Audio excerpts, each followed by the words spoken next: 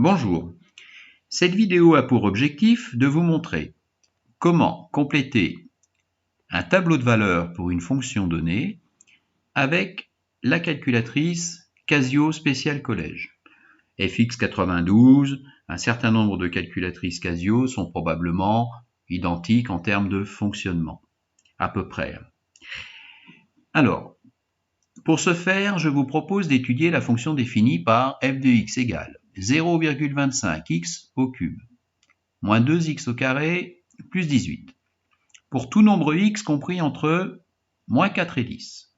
Alors c'est une fonction qui est un petit peu compliquée pour les collégiens, mais comme on dit, qui peut le plus, peut le moins. Et vous allez voir que c'est relativement simple à mettre en œuvre.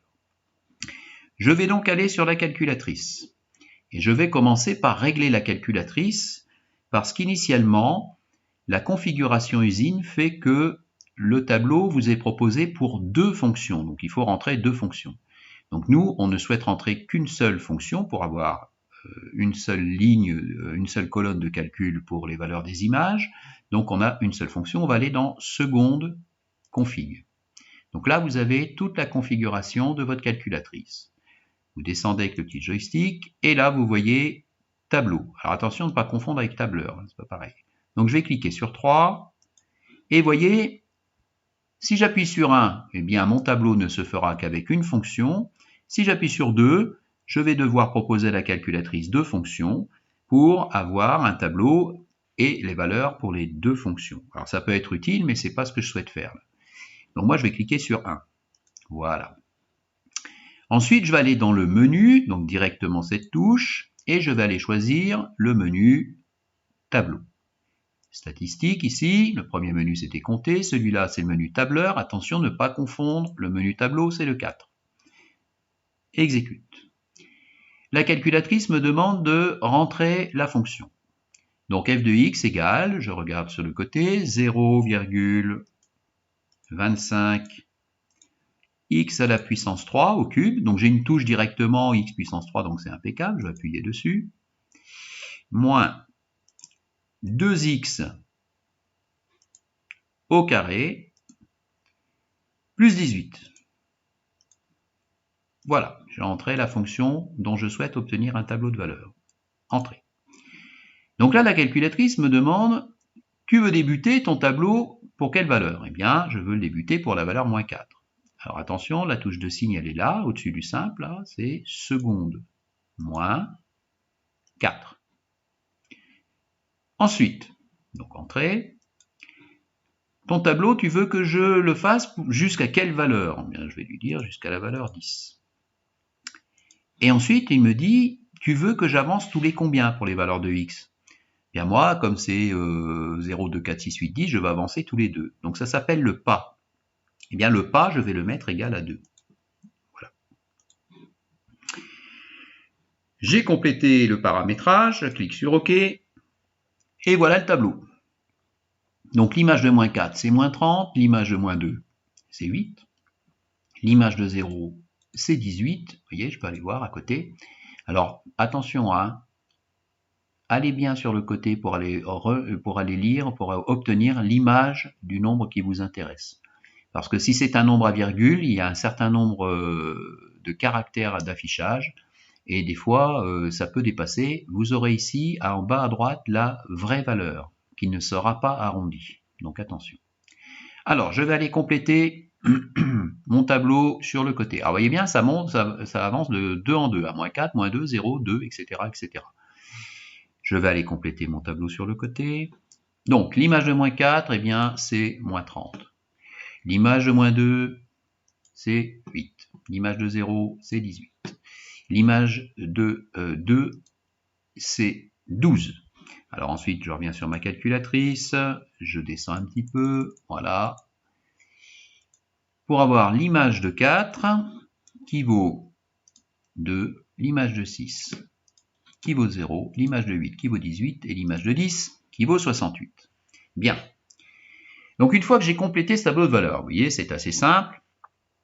À quoi ça sert d'avoir un tableau de valeurs? Eh bien, bien souvent, l'exercice qui va vous être proposé ensuite, ou la partie de l'exercice, ça va être la représentation graphique de la fonction. Donc pour représenter graphiquement cette fonction à main levée, je vais devoir choisir un repère et graduer les axes. Si je regarde l'axe des abscisses, eh bien je dois aller de -4 jusqu'à 10.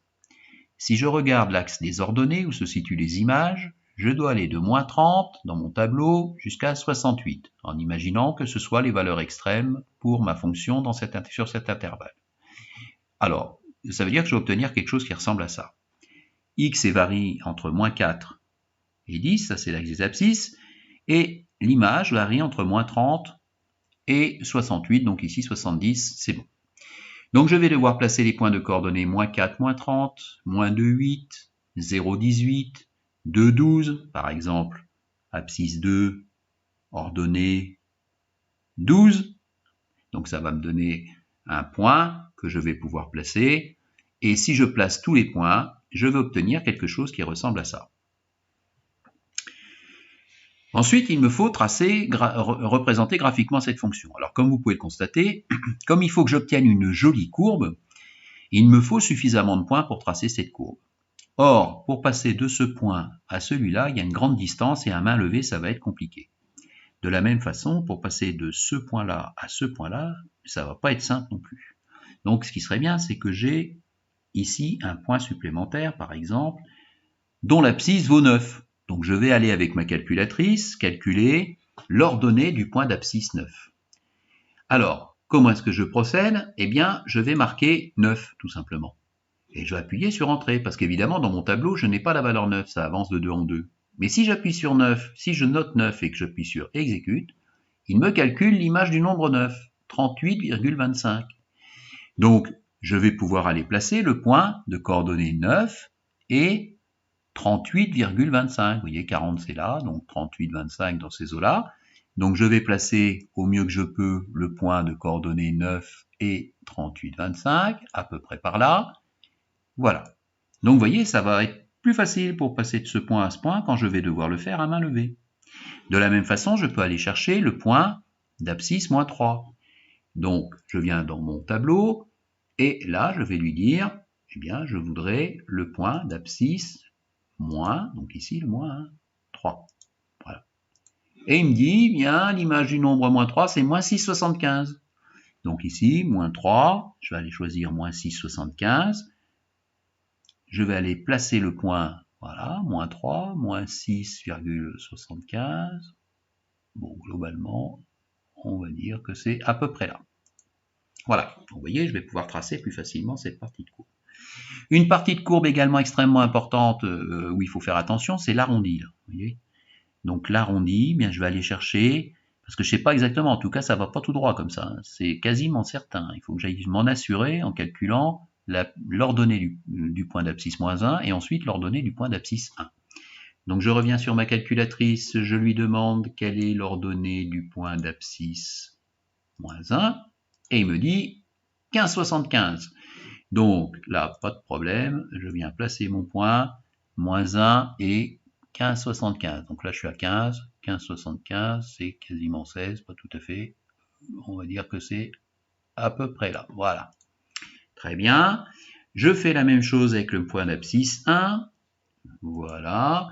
Donc je viens lui demander la valeur pour 1. Alors je pourrais changer le pas du tableau. C'est quelque chose que je pourrais faire également. Bon, néanmoins, je vais calculer, voilà. Pour la valeur 1, 16,25. Donc j'ai un point dont les coordonnées sont 1 et 16,25. Je viens le placer. 1 et 16,25. Donc 12, 14, 16,25. Voilà, un petit chouïa au-dessus de 16. Voilà. Donc vous voyez, là j'ai un bel arrondi, impeccable. Ici, bah là je peux me dire, si je veux pousser un tout petit peu le bouchon plus loin, que là je sais pas exactement comment se passe la courbe, là, comment je vais la tracer, parce qu'il me manque un point dans ce coin-là. Là. Est-ce qu'il est là? Est-ce qu'il est là? J'en sais rien. Donc je vais aller calculer l'ordonnée du point d'abscisse 7.